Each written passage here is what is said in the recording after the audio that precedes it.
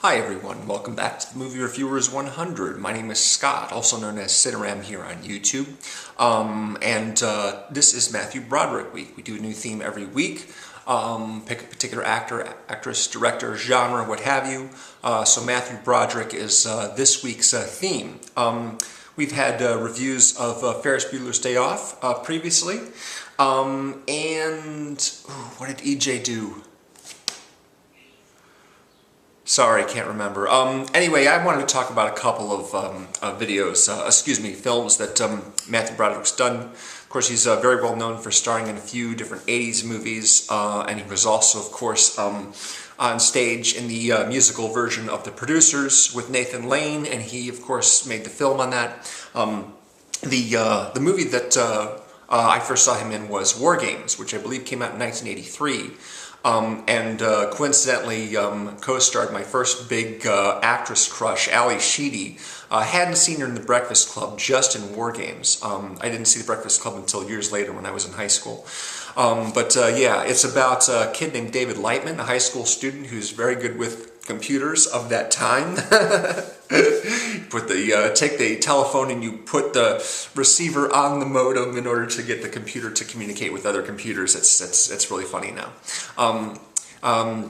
Dabney Coleman works at NORAD, works at for the Defense Department, and he's developed a supercomputer called the War Operations Planned Response, or WOPR as they refer to it. First time I saw this movie, I had a bunch of friends over. It was my birthday, and we watched the movie, and we would always refer to the computer, of course, as the Big Mac rather than the WOPR, just for fun. Anyway, David, the kid played by Matthew Broderick, is looking for software and new games that haven't come out yet by calling up computer companies and pirating those games and downloading them to his own computer, in a sense. He comes across the NORAD computer, which, as it turns out, is actually artificially intelligent. It was designed by its original programmer to be conversational.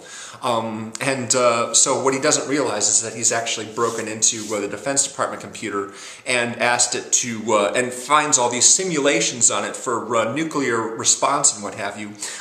He thinks they're games, but the computer thinks that it's actually a real war. So he ends up inadvertently starting a computer simulation of World War III that all the guys at NORAD think is actually the Russians actually moving their missiles in a position to fire on the United States. So they're telling their systems to get ready to launch their missiles, and it's just becomes a big kerfluffle. It's a really, really fun movie. It's directed by John Badham, who did Short Circuit, the artificially intelligent robot movie with Steve Guttenberg. Again, Ali Sheedy was in that one too.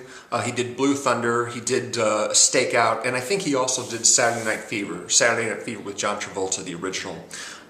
Really, really fun movie. It's been a favorite of mine for a long time, especially since Ali Sheedy is a super cute girl.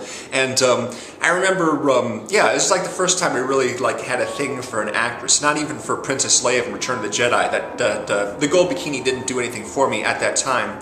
But Matthew Broderick's kind of computer nerd in this thing, doesn't have a lot of friends, so when this girl starts spending a lot of time with him, she's a little bit intimidating because she's always really friendly and everything like that, and he just doesn't know how to handle her.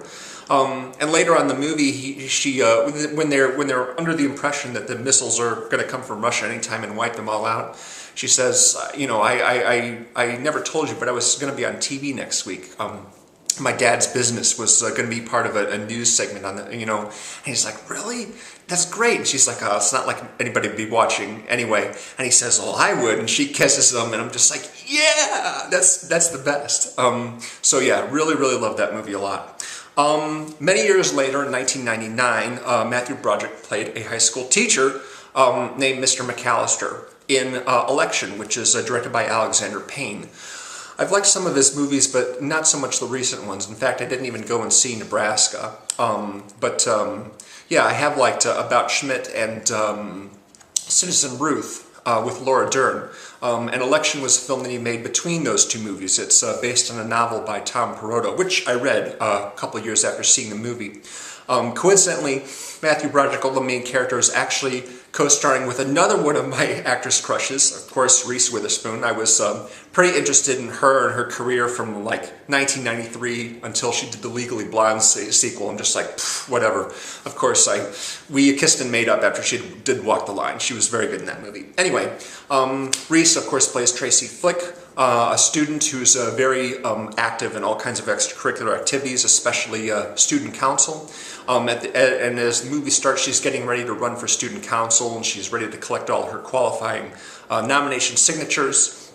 And the teacher, Mr. McAllister, really is sort of put off by her ruthless ambition, and the fact that she doesn't really seem to care about any issues or any other students, but she's just basically sort of furthering her own high school career and making sure that her resume looks really good when she applies to college without really connecting emotionally with other students or something like that. He just doesn't like her. He just doesn't like her. So he encourages a football player who broke his leg in a skiing accident, say, hey, as long as you're not playing football this year, maybe you could try running for student council because everyone looks up to you. You're a natural leader. You know, I think you do very well. And Chris Klein just like, oh, I don't know, Mr. McAllister. I mean, you know, I don't even know what student council does really. He says, hey, you know, that doesn't matter. I mean, we've got a democracy here, and you don't want just one person running for president of student council. At that point, the Reese character didn't have any opponents. So he encourages him to be an opponent just because the school needs an opponent for their election. Now, the funny thing is that after he convinces Paul to run for student president, when the scene comes for them to announce, basically, for them to give their speeches before the voting takes place, you just have, I noticed that the kid running for vice president was running unopposed. Apparently, Mr. McAllister didn't think it was important that anyone, you know, have some sort of a choice on vice president. It was okay for only one guy to be running for vice president, but not for president. Now, he really just doesn't like Tracy Flick. That's why he encouraged Paul to run in the first place. Meanwhile, Paul's younger sister, Tammy, has a little problem with another one of the girls at the school. She was interested in her in a romantic way, and she got rejected. And then this girl who rejected Tammy ends up being Paul's girlfriend and managing his campaign and helping him design his posters.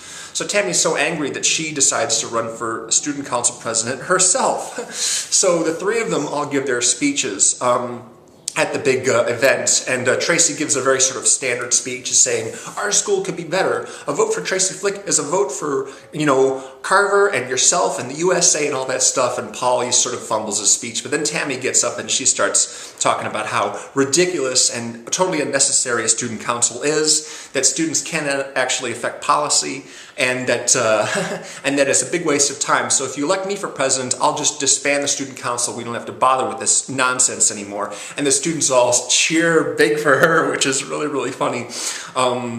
Anyway, things sort of spiral out of control from there. Eventually, Mr. McAllister does some pretty underhanded stuff in order to make sure that Tracy doesn't win the election. And this is actually inspired by a real event. What I'm told is that there was a principal at a high school somewhere in the U.S. That stuffed the ballot box because it looked like the front runner for homecoming queen was actually a pregnant girl, and everyone knew it, but they still really liked her anyway, and it wasn't like she had a bad reputation or anything like that, and so he ended up getting in a lot of trouble, and I think getting fired or facing some kind of disciplinary action because he tried some underhanded tactics to make sure she wasn't she didn't win homecoming queen, something to that effect. Anyway, so this is a really fun movie. It's definitely Alexander Payne's most dynamic film as far as the visual style goes. It looked like he borrowed a lot of tricks from Goodfellas. There's freeze frames, there's flashbacks, and all four of the main characters, Tammy, Paul, Tracy, and Mr. McAllister, they all take turns narrating the film and everything like that. It's a really, really colorful, exciting movie. It's lots of fun. So yeah, two big recommendations from Matthew Broderick's career for me. Of course, I have a big disrecommendation in Godzilla from 1998, but everyone knows to stay away from that one. So, you know, let's not dwell on it. Sorry, EJ, I don't remember which Matthew Broderick film that you talked about. Gee. It should be easy. I just can't recall. Sorry, but we had reviews from both Al and James about Ferris Bueller. So check them out, please, if you haven't already. And there's a link below in the description to our Facebook page. You can comment. You can suggest other themes for us to do in the future. That would be really awesome. Thanks very much for watching. See you again soon. Bye.